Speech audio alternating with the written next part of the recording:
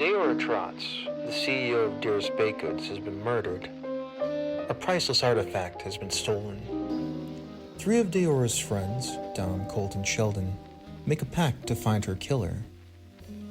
This is Skritches, a story of crime, comedy, and drama.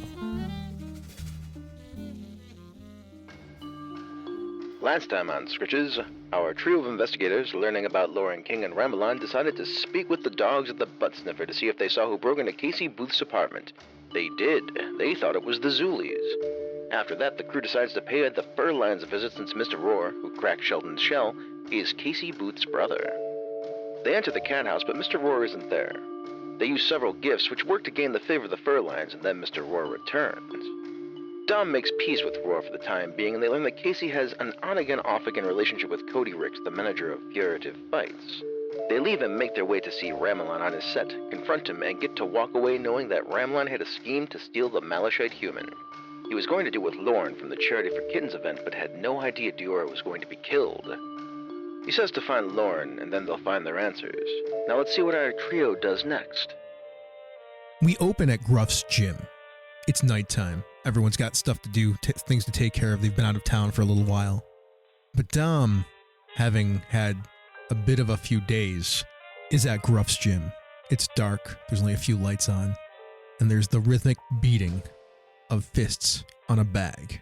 Yeah, I'm pounding away at this. No gloves. Maybe I taped up, but that tape is starting to wear. Bits of skin are left in the bags, blood starting to drip down. And I'm hitting it harder and harder. Just thinking about my friend dying, and I thought that we were getting into a good place, and she lent me the book, and we were playing chess. I felt like I was doing better, and it just then that happened. Everything's been spiraling ever since. And then the furline fight where I just failed, and I couldn't protect these two people who we had the same goal. They become my friends, and then I go to confront my brother, thinking I was going to blow this case wide open. And he had this moment of just awesome triumph that was just taken away the minute my brother just tore me down like he's done so many times in the past, like Pop used to do.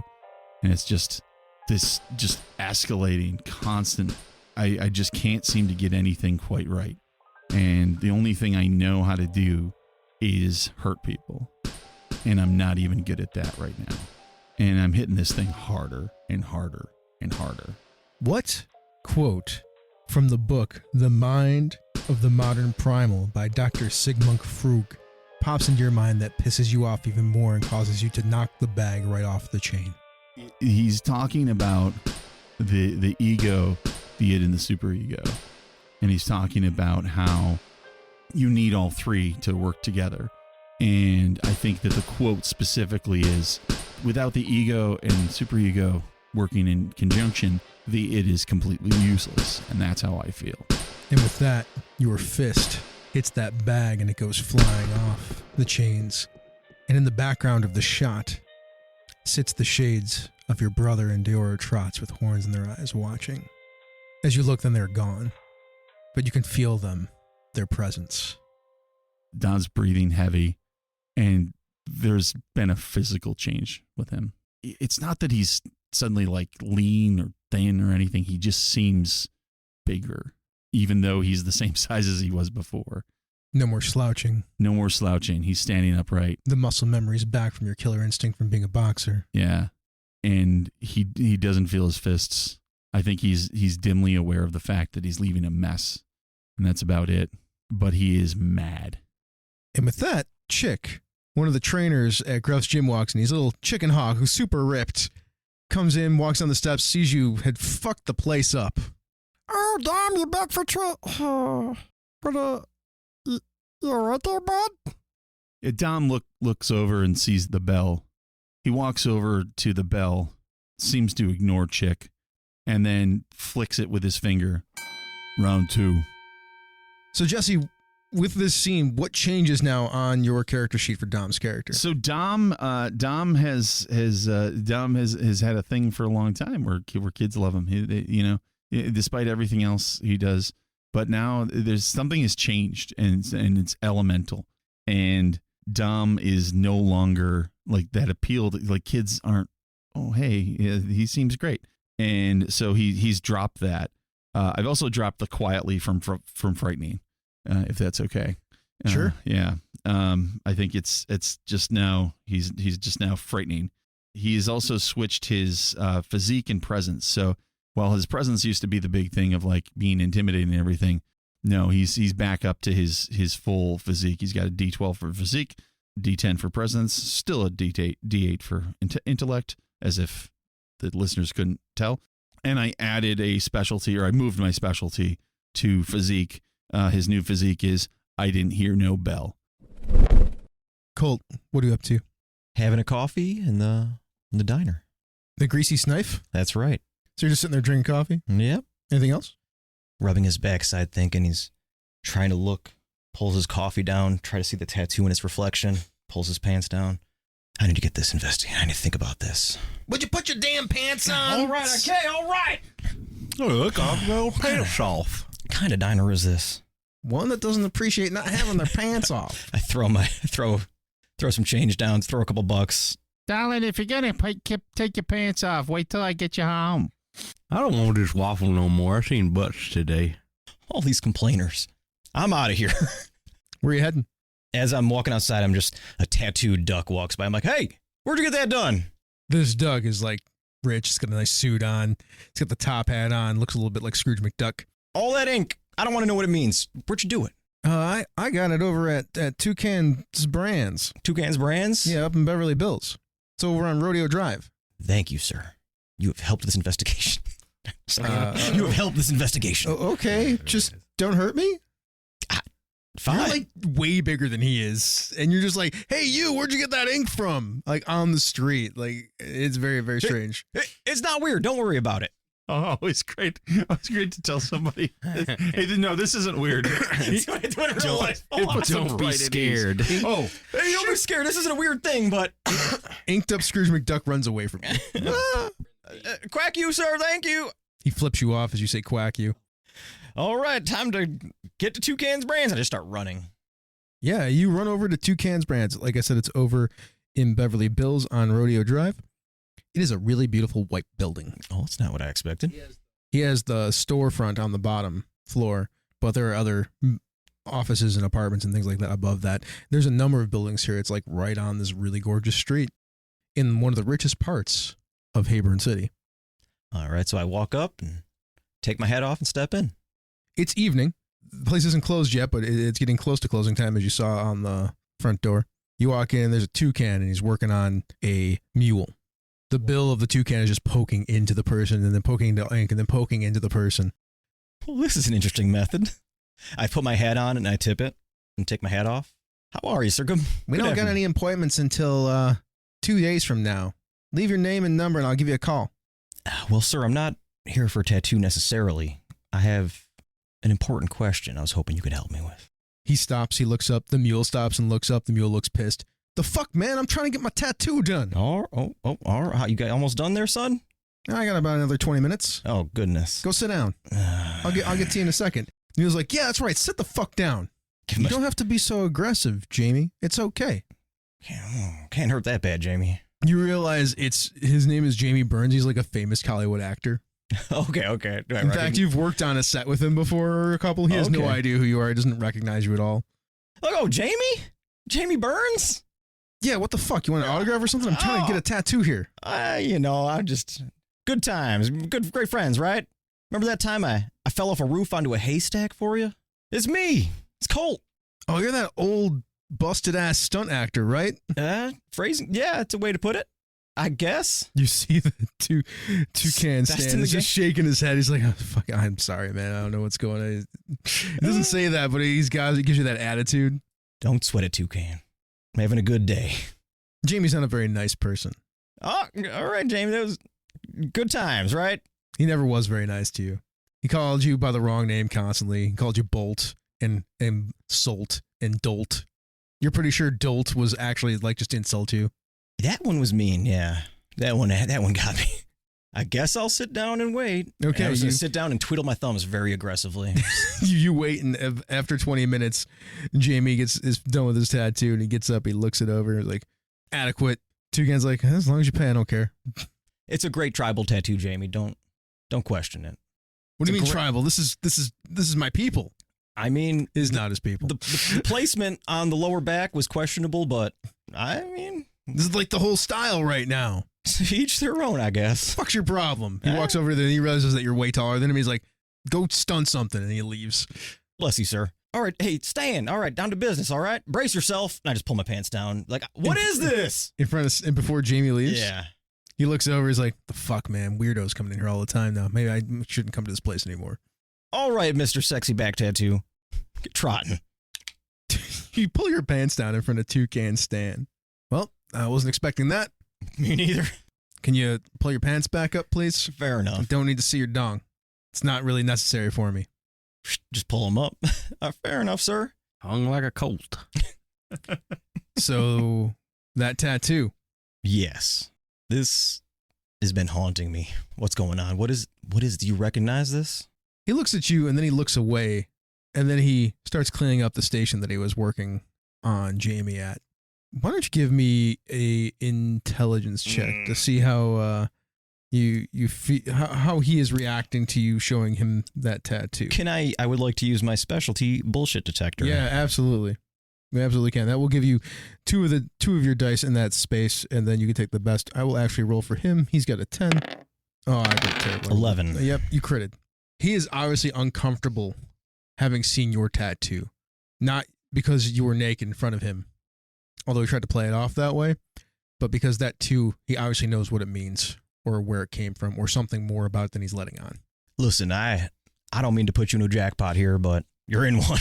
Welcome to the jackpot. He looks up from his station. Jackpot. Usually when there's a jackpot, you win something. Yeah, not this one. Not in the country. We call this a shit pot. Well, my luck's run up. So is yours. I'm sorry. You are now involved.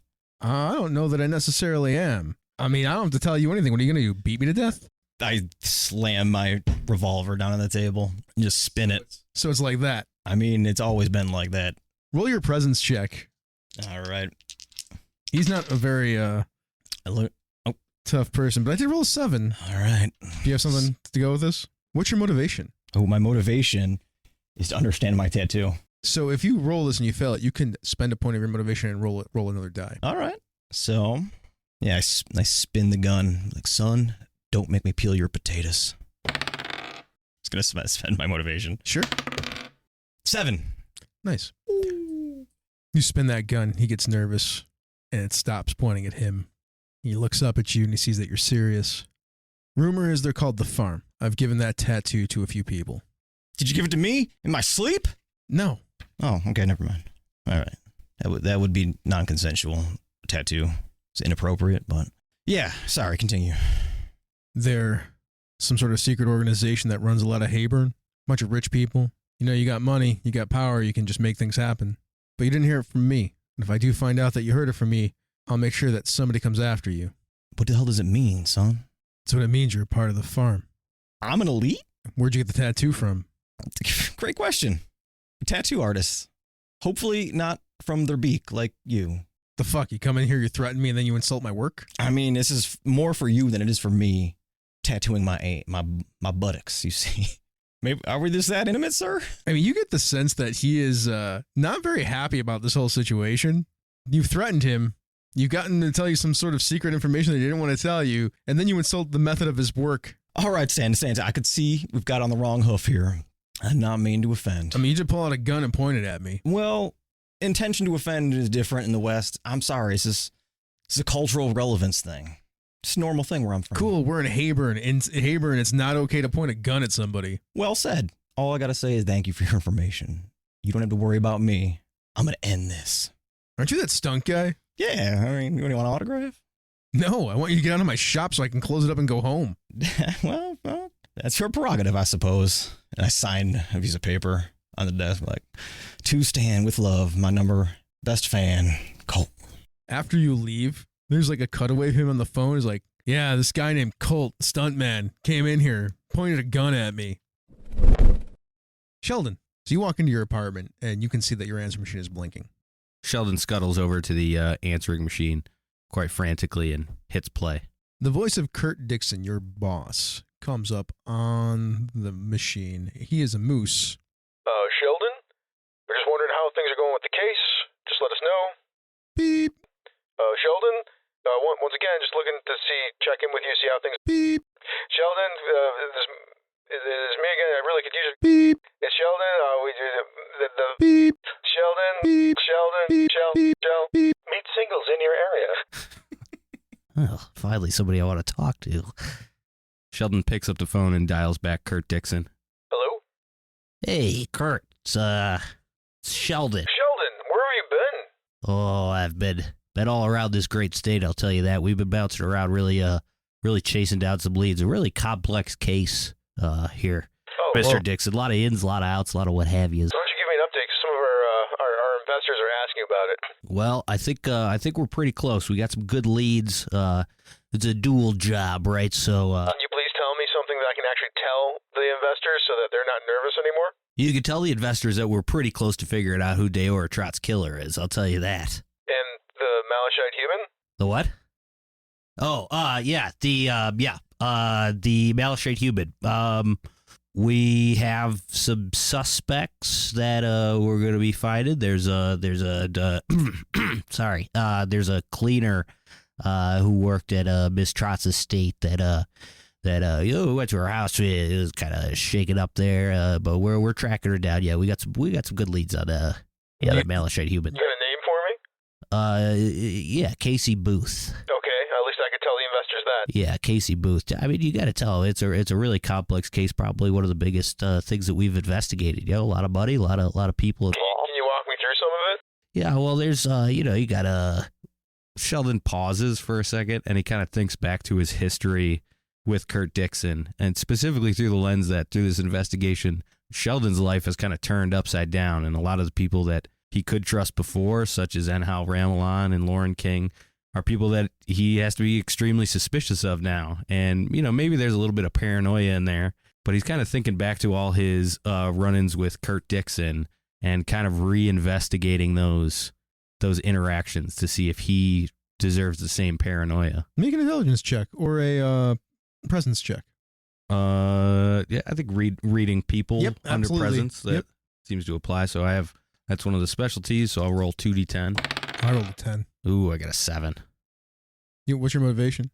I don't really have a motivation. Yeah, you want to write a new motivation? Yeah. Your motivation has been to define Deora Trots' killer. Yes. This entire time. That's exactly what I was going to say. Exemplified by that phone call where he kind of like forgot what his job was here. Yeah. In missing for his purpose, which he feels like is to find Deora Trots. So do you figure that counts for a motivating factor for this? I don't know that it would count for a motivating factor in this because this is all about the Malachite human. He obviously doesn't care about Deora Trots' killer. Okay. Yeah, I suppose that was the initial question is like, is the paranoia warranted? Is he somehow on the inside? Is he another one of these sliding specters in the murder or the thievery? He might be. All right. He might not be. We'll find out in a second. All right, so I got a 7 then. Do you want to spend a point of your animalistic nature? Oh, interesting. Yeah. How does that look in non-combat situations? So you are a snapping turtle, right? Mm-hmm. And that means you're pretty defensive. Mm-hmm. If you find a point of that, you get to reroll your dice at a step higher, and you get to roll another die on top of that. The best you could do, though, is success with a complication. No. I'm not going to go for it. You are not sure. Yeah, so it could be, it could not be. Yep. This guy has always been straight with you, though. Okay. Yeah, I Like your entire history with him, as you're thinking about it, he mostly just leaves you alone. He just seems, if anything, he seems nervous because this is a big job, right? This is like, he could lose his job. You could lose your. A lot of people could lose their job. Like the whole company folds if this thing goes. Like something like 30 to 40% of their assets are just gone. Yeah. Yeah, so he seems, and that was, as Sheldon was clicking through the messages, I was almost waiting to see if it got more frantic, but he seems pretty like... No, it got more frantic. Yeah, he seems pretty, all right. So he asked for additional names that were involved in this. Yeah. You're not sure, so like, the thing is like, you mostly get left alone because this is your account, mm-hmm. the Malachite human, and it brings a lot of money. Mm-hmm. So nobody usually gives you a hard time, but... Generally, if the investors are getting involved, they want a report. Mm-hmm. They want an update, and they want to know what's going on. Mm-hmm. You don't have to tell them, though. Yeah. So again, just because as a player I forgot, what was the question that led me to that paranoia? He asked if there was anything else you could tell him. If you give him the rundown of what you've been doing. Oh, sure.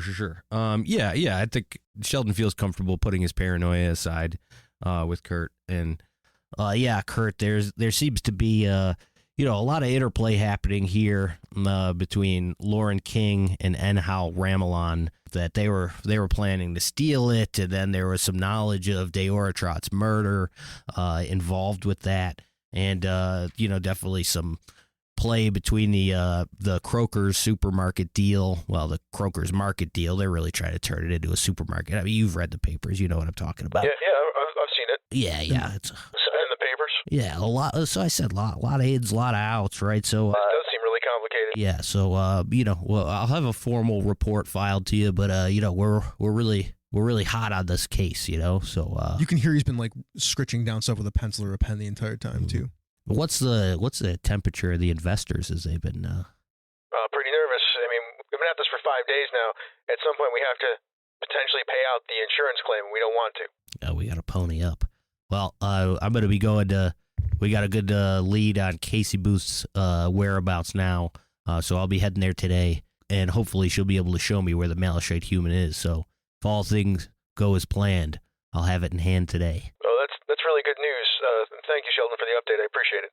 Well, thank you, sir, and yeah, we'll talk to you soon. Take care, Kurt. As Sheldon hangs up the phone, he knows exactly where he's got to go next. I think he's got to gather up the posse and head to Furrative Fights, a place that Sheldon is not unfamiliar with. Out of the briefcase that Sheldon carries around, he pulls out the flyer that he had walked past a couple days prior for Furrative Fights, advertised as the underground animalistic fighting ring. Sheldon stares into the paper for a little longer than's comfortable and then crumples it up and exits his apartment. You were standing outside of Furrative Fights. Furrative Fights is an underground fight club, but it has a front to it. What is the front that is here, Sheldon? Cotton candy factory. It's a cotton candy factory. Nobody suspects a cotton candy factory. Owned by the Brennans. It's owned by Cody Ricks, is one of the Brennans. Runs a cotton candy factory. They actually sell cotton candy. It actually does halfway decent business. Not great, but good enough. Whether we rot your teeth out or knock them out, you can get it done here. Dom, Colt, Sheldon called you to come here to this cotton candy factory. It's just the cotton candy factory. No name, just cotton candy factory. There's some trucks outside that move the cotton candy around town. Mostly local, at least area local. So like the greater Hayburn area that it sells this cotton candy to. Sheldon takes you inside, and he seems to know where he's going. Sheldon, how do you lead them through the cotton candy factory to the underground fighting arena and bar and, generally disreputable place?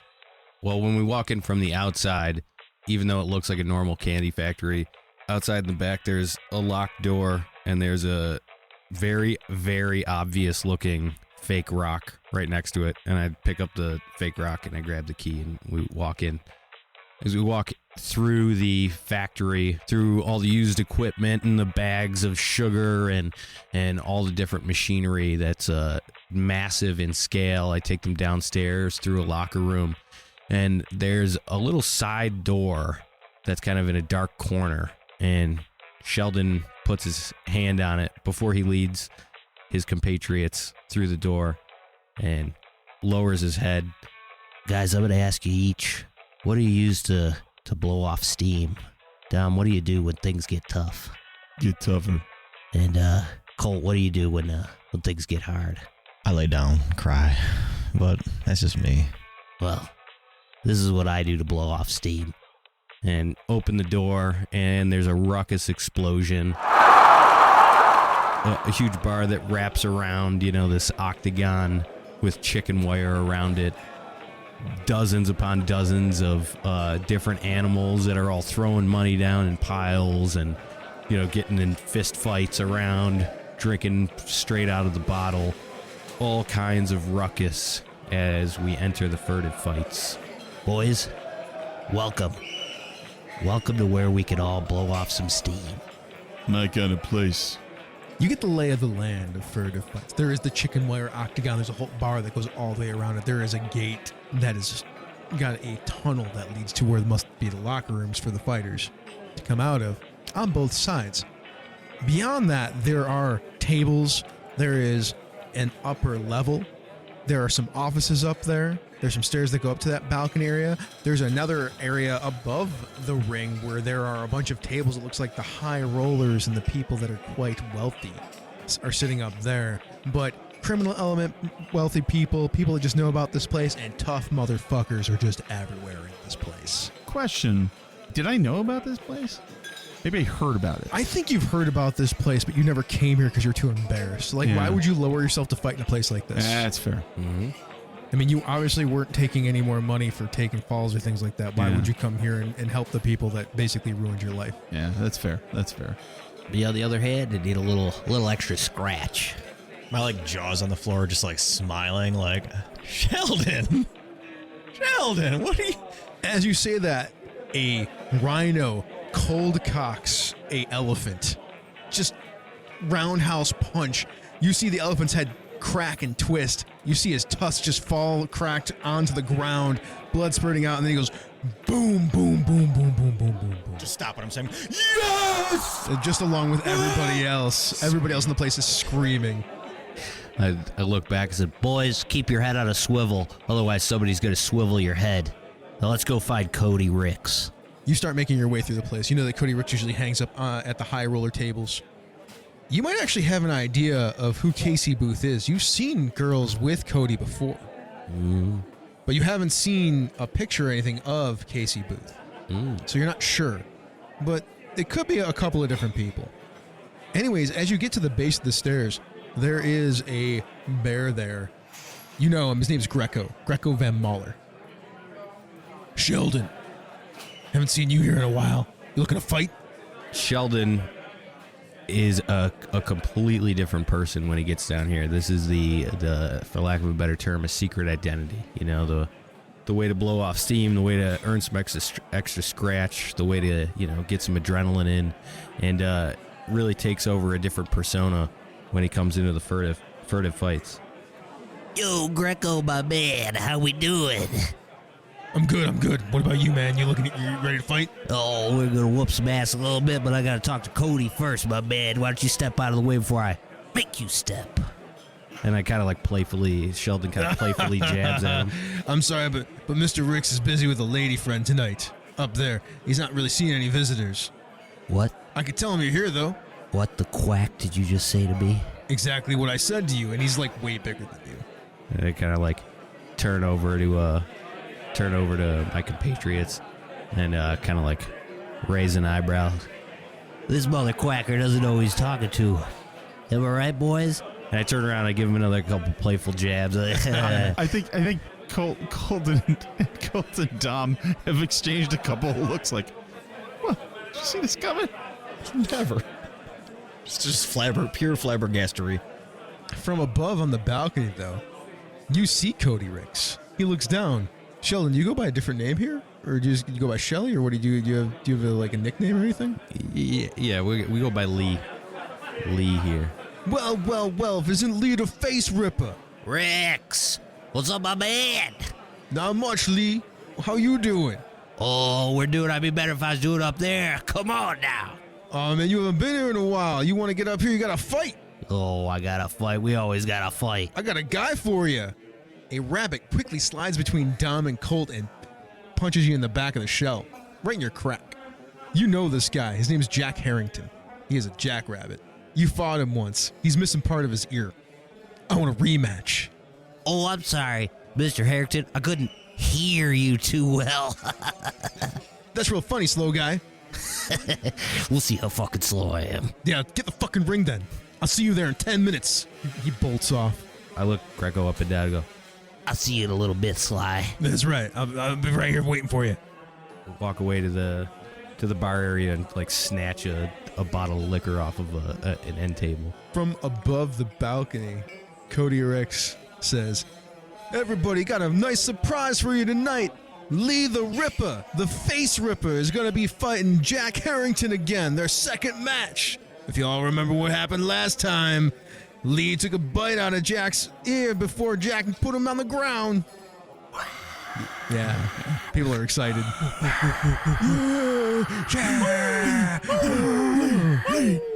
Lee. Sheldon, you want me to coach for you? Yeah, Dom. Yes, Dom. It's been a while since I fought, so actually I could use a little bit of help. I kind of kept an eye on him. Can I do a little like eye for danger type thing? Sure, absolutely. Yeah. 7. Jack Harrington? Yeah. Eye for danger, Jack Harrington? Yeah. Just kind of look at like where's, just seeing him move around and stuff. He is a technician. Okay. And he's not super huge or anything like that. He's decently muscled, but he's not like gigantic or anything. I mean, you're a hippo, obviously, Yeah. right? And Colt and you are both bigger than Sheldon. Yeah. But Sheldon, like, the same kind of weight class, this rabbit and Sheldon. Sheldon is obviously going to be at a disadvantage with speed, but maybe not strength. Although you've not really ever seen Sheldon really fight. That's true. As we're kind of going back to the locker room, I'm gonna say to the bartender, I need a bucket of ice and a towel. Sure thing. Grabs you a bucket of ice and a towel. Great. The Weasleys come up to you as you're grabbing that bucket of ice and towel. Tom, what are you doing down here? You finally decided to come fight? We could get you to take a nice little fall and get you some cash. I'm coaching for my buddy here. You know Lee the Ripper? Yeah, we go way back.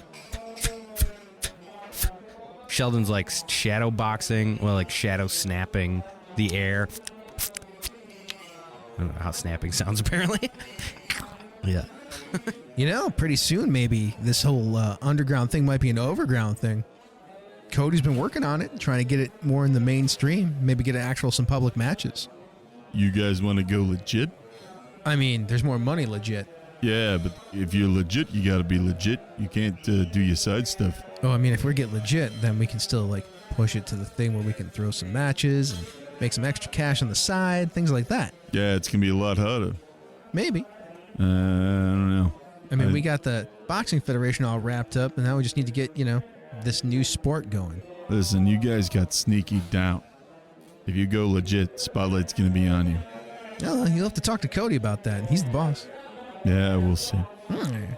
But, you ever want to, get back into the ring or anything like that, we can facilitate that with I some ain't cash. taking no more dives. You didn't do the job last time right anyway. I'm going to give him that look. The angry look? Yeah. Try to scare the shit out of them? Yeah. I'll roll for them. They only got D8s. They're not very tough at this. I rolled a 6. I rolled a 9. So we could, we gotta go. No more dives. Sure. Whatever you say, Dom. You just be calm. You just coach the Ripper. He'll be fine. I think this might be the moment where maybe my companions would notice there's something different about Dom. Maybe not Sheldon. Sheldon's busy getting ready for a fight, That's but maybe true. Colt. Yeah. He's wearing gloves. Tom, what's this new fashion choice on them hands? And are you standing up taller? You look handsomer. Hands got cold. And, got that crick out of my back. It seems like your heart's a little cold, but I mean, that's okay. That's okay. I got to deal with a few pains in my neck, too. Well, if you need a massage. That's Start to grab it's not that kind of. It's like the metaphorical, like the pain in my neck, like. So like a shoulder rub then? I don't know if you're picking up the. Yeah. Oh, okay. Never mind. Yeah. I'm sorry. Like, I'm sorry. like these guys are like a pain in my neck. I do appreciate the massage. Anytime. Yeah, but I'm trying to be do like a darker, like hard emotional thing. I get This is it. my emotional turn I'm working on, so. I'm all about. I love it. Massage would probably not I get it. counteract that a little too much. We want the tension. Yeah, I the tension understand. works. Yeah. All right. I like it. All right. I'll remember that. Sheldon's here to fight, but we're here to find Casey, and realizing that as soon as Sheldon stepped into the furtive fights, that this might be a good place to find some people with that same symbol that Colt had. I'm wondering if I'd be able to roll with Elephant's memory to see if I remember anybody who had that tattoo, and to see if I would have picked up on who Casey Booth was throughout my times here. Sure. Go ahead, roll with your extra die. Yeah. The difficulty 7. I got a 12. You certainly did. There's a cat up on the top level that is sitting at Cody Rick's table. Mm-hmm. She is wearing a very nice dress, but her fur and her claws, they're not super well manicured or always super well taken care of. She looks like she's a worker. You can just tell. Like, the dress is nice and she's got some nice makeup on, but that's not like her normal. Maybe it is while she's here, but not her everyday. You're not sure if that's Casey Booth, but it's a pretty good guess. Cool. There are several people up there that have a lot of money that are prominent in Hayburn City, but the one that sticks out is Kitty Whitemane is up there, and probably associated with whatever the farm is, especially since Secretaria Whitemane has that same tattoo. Kitty is her daughter-in-law. That is Manowar's wife. You get sent back to the locker room. Before Sheldon walks into the locker room, as he's scanning the room for Casey Booth and anybody who he thinks would have that tattoo, he kind of nudges to Dom and Colt up in the top and points out Ms. Whitemane and who he believes to be Casey Booth. He said, boys, let's not forget what we're here for. Let's figure out what the hell's going on with this tattoo, and let's track down Casey Booth. And as we've seen already, this place is pretty dicey, so I'd keep our guns in our pockets and our pants around our waist. Damn it. They send you to the locker room with Dom. Mm-hmm. It's not a very big locker room. It's really just a room with a bench. That's it. More of a bench room, if you ask me. I see no lockers. There's a couple of pegs on the wall. So, watch this guy move. He's got something to him, something underneath. I think you're gonna see. You fought him before. You probably know this. But he's got that technical know-how, and he's probably been working on that. What he's gonna try to do is tie up your limbs, try to get you, out of them. You can pull him into that shell. Use that shell. I know your shell's hurting. I know he's gonna rely on that weak point for you. Ignore it. You gotta push past that. He's gonna throw everything at him. Let him blow himself up. Let him go fast, because when he runs out of endurance, that's when you hit him. All right. And then just unload. Well, thanks, Dom. Dom has provided you an asset. I like assets. The asset is the Philly shell. I think last time I fought him, I don't really remember what happened. I mean, a lot of the times when I'm in this place, I just kind of black out. Then I'm on top of a guy. Yeah. This time I was covered in blood. Don't do that. Doesn't sound much like fighting, Sheldon. That sounds like losing control, and maybe you need to be medicated for something like that. But try not to do that. Do the thing I said. There's something about Dom telling you that maybe you need to be medicated that tickles me a little bit. Me too. I can barely get it out. As Dom is finishing wrapping Sheldon's hands, Sheldon looks up and catches eyes with him. I hear what you're saying, Dom, but as the great modern philosopher once said, sometimes you gotta be out of control to be in control. And then we cut as they say, "Welcome to the ring, Lee the Ripper!" Let's go.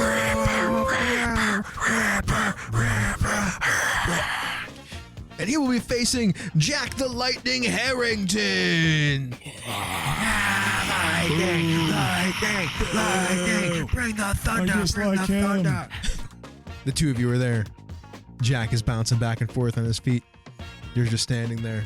Well, this is a new strategy for Sheldon, which is to have any strategy at all. So we're in uncharted territory here. There's a zebra in there who is the ref. Oh, fucking nailed it. Awesome. Okay, there's no rules in here. Just try not to kill each other, okay? We don't like cleaning up the bodies. You got it? I'm gonna get out the ring. I'm gonna say fight and then try to kill each other, but don't kill each other. You got it? Understood, my man. Yeah. I'm gonna beat the shit out of this motherfucker once again. He fucking bit my ear. I'm gonna beat him to the ground again. Yeah, beat him into the ground. Okay, I'm out. Runs out the ring. Fight. Sheldon is like very conservatively kind of like circling around, trying to goad Harrington into as Dom had recommended, get him to kind of sputter his energy out. And just to keep him honest, Sheldon's throwing a couple jabs here and there, but very fast to like deflect back into the shell. The goal is to put the asset of wearing Harrington down on him. So you have your strategy. Mhm. You can roll your physique. Because you have the asset, you can step it up by die. Harrington is quite the technician, so he rolls a d10. Gotcha. I will also step up to a D10 from a D8. Harrington, in fact, rolled a 9. I got a 1. All right. Your defense is not working super well. Mm-hmm. You're jabbing here and there. You're trying to bottle up. Harrington is peppering you with hits here and there. I will give you a choice. You can take the condition swollen left eye, or you can lose your defense and start losing control. Left eye. Okay, so you get clobbered a few times in the face, and you have now a swollen left eye. By the way, your broken shell, that's no longer a condition anymore. It's gone. Yeah, it's been on the mend. Yeah, it's fine now. Okay, cool. It's healed up enough. My decision for swollen left eye is to assume that this is going to go longer than one. It will. Yes, Okay. It's going to be several rolls. And with that, the first round ends, and we cut away from you. Colt, what are you doing as the first round ends? I'm gonna be screaming to Harrington about, like, he can't hit him. There's nothing he could do to hit him. He couldn't try his hardest. Even if he spent all his gas, he couldn't even get Lee the Ripper. Sure. I mean, everybody is yelling stupid shit, right? Just trying to I'm just like goad him into like. Yeah. I'm gonna call none None of that works. All right, fair These enough. people have fought lots of times. They don't give a shit about what you say. Fair enough. You want to do anything else? You want to make while the fight is going on too? I'm looking up at the elites and what's going on up there. Can I? Well, Kitty Whitemane's up there. Yeah, I know her. I can get up there then. Well, I mean, you could try to catch her eye. Yeah, I'm gonna try to give her like a finger gun. Sure. Why don't you give me some sort of persuasion-y type, or I think it's presence roll. Yeah. I have Southern Charm. Could I try to throw that in there? Yeah, absolutely. All right. That'll give you the extra die. The difficulty is only a 5. As if finger guns weren't charming enough. I got an 8. You walk over to Greco Van Mahler. Greco's like, "What do you think you're doing?" Just going where I belong, sir. I'm with Kitty. He looks up at Kitty, and Kitty nods at him. "If Miss Whitemane says you're okay, you can go up. Go ahead." Thank you, sir. You walk up there. There is some very well-dressed, very rich people up here. You're pretty sure one of them is a studio executive investor, Okay. that like millionaire type person. You just kind of recognize them from maybe seeing them on a set at one point in time. Okay, Because sometimes they come down and they look around and then they leave. And then Kitty is there sipping a martini. just act like I belong. The dress she is wearing is not covering very much. It's like a very low back. The slit in the front goes like very far down the middle of her chest. Kitty's, goodness gracious. Yeah, step up and go grab. I'm just gonna grab like a martini, just off the, Just to from grab. somebody else? Yeah, start sipping. I'm gonna act like I belong. Yeah, like you go and grab the martini. The person like it wasn't looking. They look back and like, where the fuck's my drink? I'm an elite now, so I feel I just belong. A member. Mr. Colt, it is interesting to see you. Howdy, Kitty. Didn't expect to see you here at such a upscale establishment. Oh, I enjoy the blood. Okay. And I just I look around side to side. Where's Man of War? He is on the other side of the country getting ready to coach somebody in a race. Unfortunate. Well, then I come to these places to amuse myself. Yes, amusing. Blood. Quite amusing. Oh, the fights are fascinating, especially the ones that know what they're doing, like Mr. Harrington down there. But Lee the Ripper, I've seen him fight before. He's got a little more strategy this time. It must have to do with having Mr. Opotamus coaching him. That might be it. Who do you got your money on, Kitty? Oh, I don't bet on these things. I just like the blood. I come for the drinks, too. The bartender here is quite good. Yes, the best gamble. Life. Dom, what are you saying to Sheldon? Oh, he's too damn quick, Dom. Let him be quick. He's gonna run out of steam. Ugh, I just don't know what's gonna happen if he's gonna run out of steam or I'm gonna run out of eyes. Look at this thing. Yeah. Also, don't let him hit you as much. Presumably Dom's got that like stupid iron thing on to like push through and like, we're very focused. Yeah, I was wondering how Dom And, was like- going to like fix your eye potentially. And as soon as Dom says that, like, it's like pushes hand away and look him in the eyes like, good plan. Yeah, no, one more thing. And I say to a guy nearby, hey, can I borrow you a knife real quick? You gonna cut his eye? Yeah. Okay, I'm gonna let you roll a Ooh. intellect roll. The difficulty is a 5. I need to set some stakes first. If you succeed, you actually temporarily suppress the fact that he's got a swollen left eye for this round. If you fail this roll, you will make it worse. You will give him another condition. This is real bad. Now, you can spend a point of motivation if you need to roll another die. You can also engage your animalistic nature if it applies. Or you are a hippo. You could just get real mad and just... that probably wouldn't help very much, actually. Never mind. I guess I can roll first. And You can. You actually can spend the point of motivation after the fact. Yeah, fucking bite the wire. Just gotta get a 5. I don't know if this doesn't apply to my motivation, unfortunately. What's your motivation? To end this. To end what? Well, to end this is basically to like find Deora's killer. Well, absolutely will. The way to get up to talk to Casey Booth is through this fight. That's true. Yeah. Okay. I'm ready with a point of motivation if need be. I got a 8. Nice roll. There you go. Presumably Dom is like, if the last 2 minutes is anything to reflect into the game, that Dom's kind of looking at the knife and looking at my eyes and looking back at the knife and thinking about how good he is at cutting things, which is, Cut me, Mick. Cut me. Wait, Dom. Sorry. Yeah. I got confused. Mick's my cousin. Mickopotamus. There's a lot of hippopotamuses. Yeah. The knife cuts into your skin above it, your eye, and the blood like flows down for a second. Then he uses that metal thing to then push the blood out, and you can see again after he like wipes the red off your eye. side note about boxing in general. How fucking crazy is that? It's insane. You look across the way, and while you took that condition, Jack looks tired. Like your plan worked. He's got the tag tired. All right. Okay, let's get with round 2, says the zebra. Let's go, fight! This was Skritches.